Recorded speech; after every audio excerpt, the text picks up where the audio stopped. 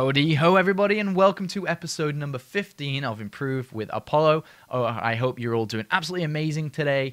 I'm sorry this video didn't come out yesterday. I wanted it to, but I felt a little bit under the weather. I had a headache and eyes were sore, but today I'm feeling on top of the moon, and I'm ready to bring you a great episode your way. It is going to be a Protoss one, and it is aimed at lower league players, at Gold League today.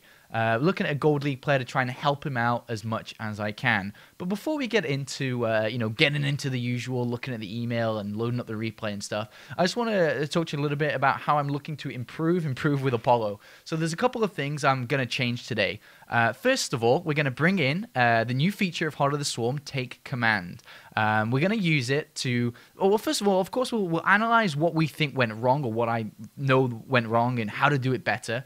And then I'm going to take control in a certain point in the game when things start to demand reactions. And then I'm going to play as if I were playing myself and what I would do to show you live, how it could have gone better. Because this guy had a lot of trouble in a certain situation. It looked impossible for him, but I'll show you how easy it can really be.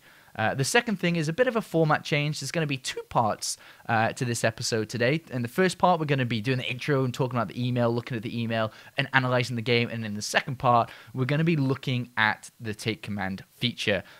So please leave some feedback in the description box below and just let me know, or the comment box below, sorry, and just let me know what you think and where maybe I could improve with Apollo.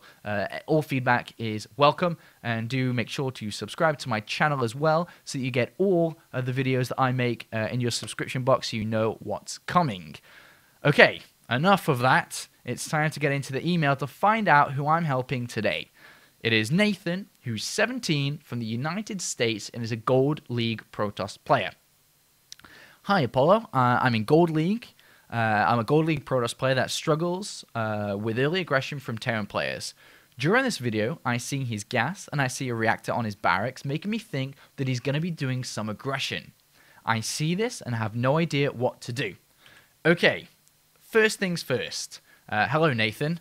Second thing second is that in StarCraft, in life, in any game you play, you will always be put on a fork in the road with decisions to be made. Which way do you go? For example, you go to a club. Don't know where I'm going with this. You go to a club. You've got a drink in your hand. A girl comes up to you and she says, "Hey, I really like you." Now a reaction needs to be made. What are your choices? You A, say, "I really like you too." B, buy her a drink. 3, say, "Sorry, I'm just talking and thinking about StarCraft." And D, ignore her. Some will I don't know how I got into this. What am I doing? Some of these reactions will end better than some others, of course. And depending on which ones you choose, you'll get a better response back from her and so on and so on. But going back into StarCraft, as an example, I don't know how this happened. Going back into StarCraft, you go in and you see a gas, right? And as a Terran player, and as a Protoss player looking at this Terran player, he now has lots of options to choose from. If we look at the basics, 1 Rax Reaper, Reactor Marine Expand, Factory Tech, Cloak Banshees, going all the way up the tech scale. So you look at it in small details of what it could be to what it really could be. And all through that scale needs a different response from you. And that's what we're going to be looking at today. I won't go into it too much because we're still just kind of looking at the email, but I will bring it up as we get into the game. But it's something just to already think about while reading this email. I know he's going to push out soon, and my warp gate research is really only a quarter of the way done. I try to get a few units out just by training them normally, but it isn't enough to stop this. What do? I don't have nearly enough units to defend this. Thanks for any help you can provide. It's greatly appreciated. Well, first of all, thank you, Nathan, for sending in your email, and thank you very much for willing to put yourself on the line here to help other people as well, and I hope that I can do so. Let's get into the game and have a look at where we are going to take off. So, first of all, we're going to be looking at the small mistakes, and then I'm going to bring up that point, oopsie daisy, bring up that point about reactions and options and so on and so on. Just kind of come back to that in a little bit here. I don't want to go into it without the scenario being played in front of us. So I looked through your game already, and there are some mistakes that happened to be made early on.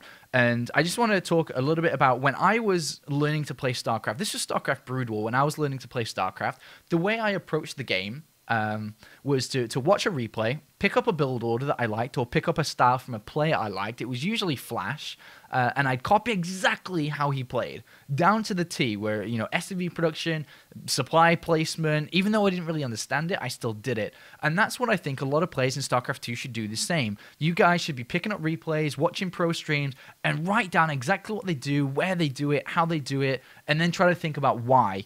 You may not always get the answer why, but it's going to be good for you no matter what, because there's a reason they're doing it, right? And what I used to do is I'd say to myself, Sean, you're going to play this game out for the first 5 minutes without making a single mistake. You're going to play exactly like your hero Flash. Exactly. And then from there, you can just get bad and make mistakes, you know. But if you take that approach to playing StarCraft, I feel it helps you out quite a lot, because you won't make these mistakes. For example, do you see Grubby, you know, attempt to build an 8 pylon? Which you do. You send out a probe, you're like, oh, no. Wait. Okay, 9 pylon. You see, this is something that doesn't happen. You don't see pro players queue up 2 probes. And if you eliminate these mistakes early enough in your game, it gives you a smoother boost in the early stages.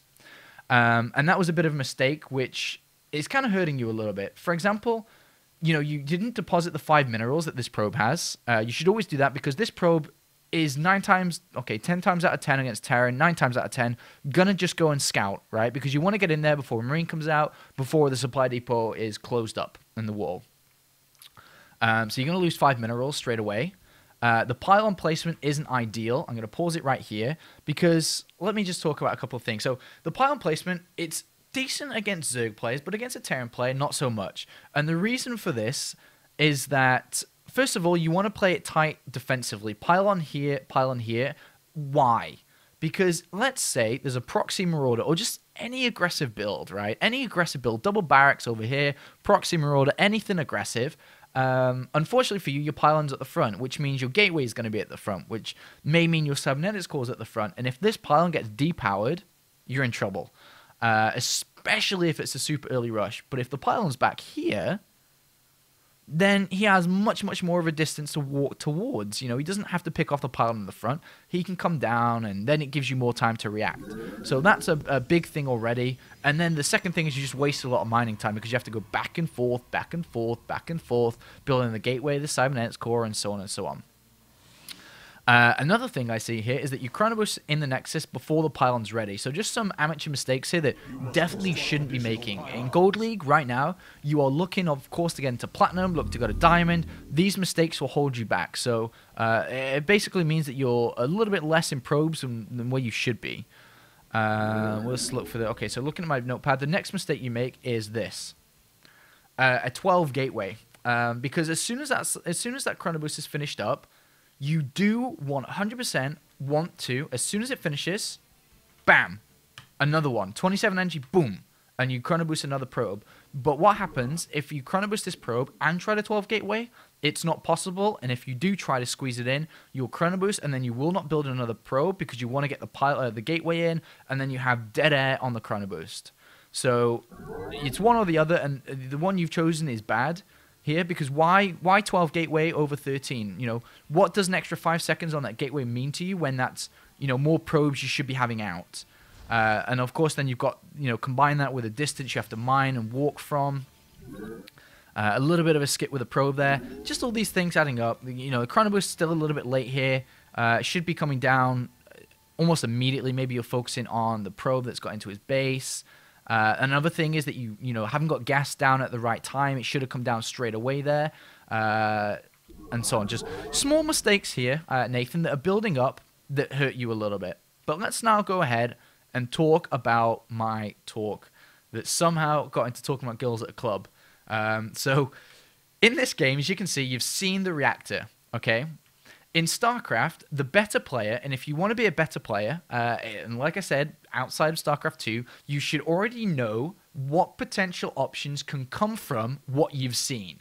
Go back to the club girl. What does it mean that she said that to you? Look at the options. Does she now? She likes you. So there's obviously got to be further improvement from this play. So you got to play it out correctly. In this game, seeing the reactor, your reactions have to be very simple. You go ahead and you say to yourself, okay, what builds can he do?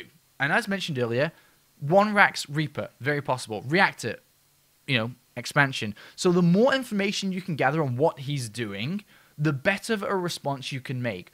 But for me, and what we'll show in the take command, is when I see this at your level, especially if you're having a lot of trouble with early Terran aggression, there's one response for you.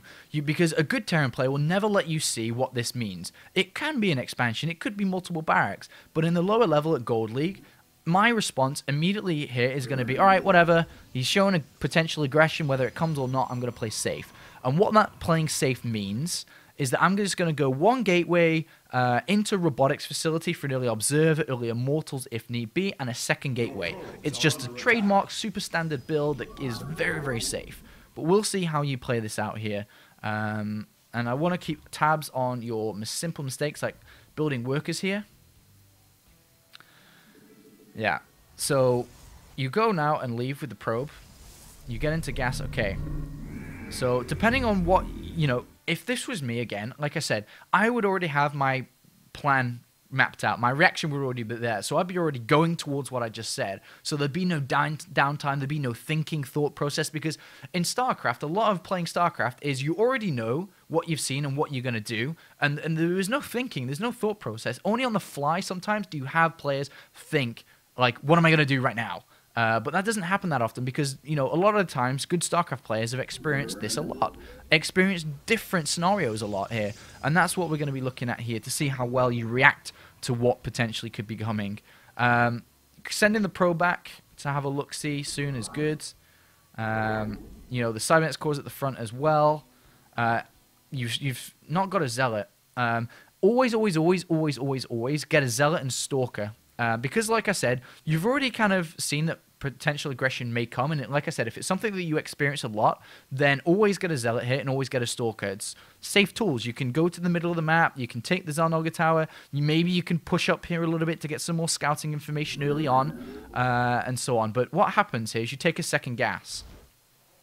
For me, seeing you taking a second gas here, just change over a little bit, it already tells me, in my mind when I'm watching this, if this was a top-level game, I'd be like, wow, you know, his reaction from seeing that barracks is that he wants to tech straight away because he's got a second gas. He's looking to maybe go to, you know, Twilight Council Blink very early on, super fast robo, anything. But in here, I'm not too sure what was the reason for taking a super fast gas instead of a Zealot, instead of, you know, ground units here.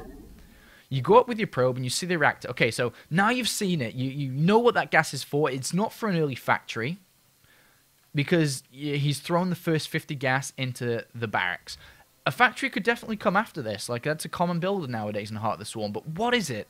What does this mean? You know that he's going to be making Marines 2x2. And this may be the point where you're starting to think, you know, aggression can come. So what's your reaction going to be here? So a gateway. One gateway and second. Okay, so 3 gateways before expanding. Okay, and no units yet. So just straight 3 gateways, pro production. Okay, so this is how you respond. And I want to reference the 3-minute 40 point. This, in part number 2, is where I'm going to take control from. In 340, when you go up and scout. Because this is the pivot point in the game where the decision was made. And I think this may have been the incorrect one, but we'll see. So you see the reactor coming down, and then this is where you go, all right, I've seen it. This is what I'm going to do. And this is what you end up doing here, as you can see, is that you throw down additional gateways. So throwing down additional gateways, it is good safety-wise. I still think that you're missing the Zealot and Stalker, you know, quite a lot here. But what I'm more interested in, what happens if he's just expanding with 2 Marines by 2? You know, 2x2. Do you not now fall behind in economy because you don't have a command center? I mean, a Nexus down if he has a command center? You know, is this a response because you do see a lot of Terran players play aggressive? So these are the thoughts that are going through my mind upon seeing you do all this. And we'll see what happens from here. Another thing to note, without any units out, you can't really deny scouting now. And he's seen your 3 gateways. He now knows that you're playing super defensive. 4 Marines have killed your probe over here, I see. And you still don't have any units. Okay, first Stalker's been made. A Robo's coming down. Okay, so 3 gateways Robo against potential aggression here. Stalkers, this is where you said in the email that you train them manually. So 2 Stalkers. Really missing that Zealot. Tanking it is very important. And you see Marines in the middle of the map now. And what do you do next? You have a lot of money. Another gateway. Okay. Nope. Cybercore gateway. Okay, gateway, another pylon. I'm not too sure if that pylon covers that gateway here, Nathan. And you build an observer, I guess. Yep. To be honest, with an observer, the way that you've gone 4 gateways and observer, what's the point of the observer? I'm looking at that because getting an observer at this point in the game, you want to. It's like you're looking to see if you need to build units, but you already have 4 gateways, so you should already be building units. So no matter what happens in this game, dedicating to 4 gateways means you're building nothing but units here, and you're not going to be expanding anytime soon. This is a very overcommitted defense here, and to be honest, you shouldn't ever lose to any aggression versus Terran with this, but we'll see what happens. Lack of scouting in the middle of the map. Stalker on the Xel'Nog Tower. Remember, Stalker is faster than a Zealot and Marauder. A Marine and a Marauder here. And you choose to... Okay. Robotics bay being added on. That's, obviously it's the wrong thing to do. And I wonder if you noticed this, Nathan, when you were, watching the replay of your own, maybe, that you went ahead and be like, do I need this robotics bay? For example, that's a force field on the ramp, 2 more sentries. That's an immortal that could have been made a lot earlier on, and so on and so on. This pylon's exposed, which we talked about in the early stages of the game, and gateways turned off. You're massively pylon blocked because of that pylon going down. And this is almost the end of the game. You got a Zealot and 2 Stalkers and 2 sentries. The Zealot gets, oh god, picked off, and now you got nothing. You've got no units. And you choose to whoop in 2 sentries, and they're just, they can't fight, and then you end up getting killed here. So quite a few mistakes here from you, Cute Cheese. Quite a few mistakes from you in this game. I think the reactions were incorrect here, and I think all it really was decision-making and reactions. Of course, there were a lot of fundamental mistakes with, building probes all the time, a little pylon block here and there, placement of the buildings. But overall, I think your biggest problem, Nathan, was decision-making, what to do, how to do it, and that's what I'm going to help you with in part number 2. So I'm going to take a quick, well, I'm not going to take a break. You guys are going to take a quick break. I'm going to stop this video here, and in part 2, I'm coming back with the Take Command feature, and I'm going to play live from the reaction, that pivot point, and see what I do, and this is where we're going to learn how to deal with what seemed almost impossible here for Nathan. I'm going to make it look easy for you guys. So be right back and check out part 2.